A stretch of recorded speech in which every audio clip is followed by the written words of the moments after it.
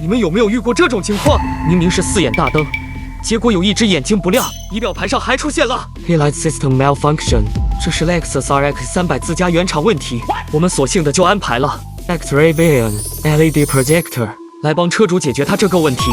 少了一只灯，不只是外观不完整，晚上开车照明也会受影响，尤其是4眼大灯，本来就讲究对称和气势，一坏掉就很明显。